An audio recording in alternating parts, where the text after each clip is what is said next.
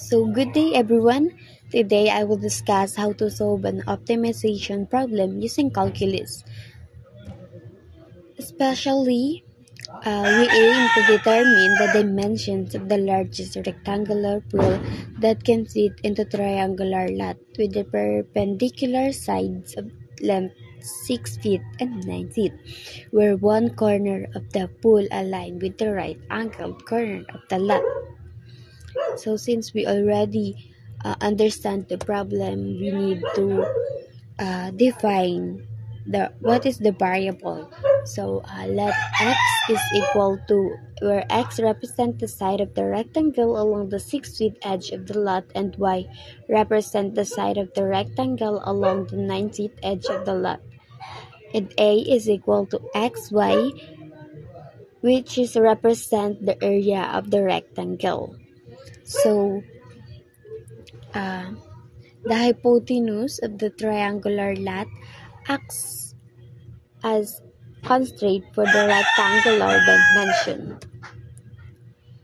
So the hypotenuse connects to the points 0,6 and 0,9, and then we need to use the slope formula y2 over y1 minus y1 over x2 minus x1. So, substitute lang natin si 0,6 and 0,9 dito sa formula na to. So, we will get the slope is equal to 9 minus 0 over 0 minus 6. And we will get the slope is equal to negative 3 over 2. The equation, of course, equation of the hypotenuse. So we will use the slope intercept, which is y is equal to mx plus b, where m represent the slope and b represent the y-intercept. So substitute lang natin. Ang makukuha natin is y is equal to negative 3 over 2x plus 9. Bakit 9 yung nakuha? Bakit 9 yung y-intercept natin dito? Kasi yung line kasi is passes through 0,9. So, ang value ng y natin doon is 9. So, ang y-intercept natin is 9. And then, this equation represent the hypotenuse.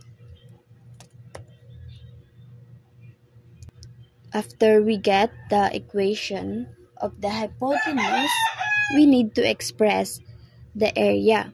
So we need to substitute this. To the area formula, which is a is equal to xy. Substitute lang natin si y doon sa area.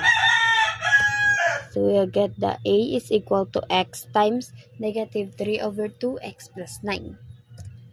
So, a is equal to negative 3 over 2x squared plus 9. Bakit? Kasi dinistribute natin sa x dito. Dinistribute natin siya dito sa open parenthesis. So, ang nakuha natin is negative 3 over 2x squared plus 9. After we get the area equation, we need to find the value of x that maximize a. So, to maximize a, we need to find the derivative of a with respect to x. So, kunin lang natin yung derivatives neto, which is dA over dx is equal to negative 3x plus 9. So, since nakuha na natin yung derivative ng a, ang gagawin naman natin is isaset natin si dA over dx to 0. To solve for x. So, negative 3x plus 9 is equal to 0.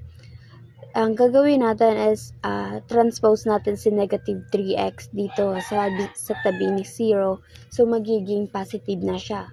So, 9 is equal to 3x. Ang gagawin natin is kailangan natin ma-cancel out si 3 kasi katabi niya si x. So, ang gagawin natin is divide natin sila, both side.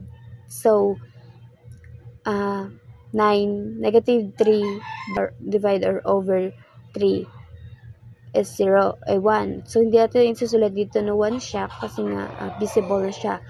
And 9 over 3 is equal to 3. So, the value of x is 3.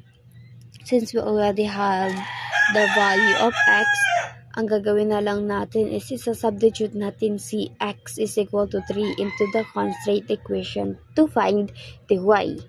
So, y is equal to negative 3 over 2 times 3 plus 9. So, ang makukuha natin is 4.5. Since meron na tayong value ng x and y, the dimension ng largest rectangular pool. So, ang dimension nila is x is equal to 3 and y is equal to 4.5 feet. So, hindi pa dyan tayo nagtatapos. We need to find the maximum area of the pool. So, the maximum area of the pool is A is equal to xy. Kailangan natin siyang i-substitute ang x and y. So, ang x and y natin is 3. X natin is 3 and yung y natin is 4.5. So, times lang natin sila. Ang makukuha natin ay 3.5 square feet. So, ayan. So, the dimension of the largest pool in terms of area is 13.5 square feet. And that's all. Thank you for listening.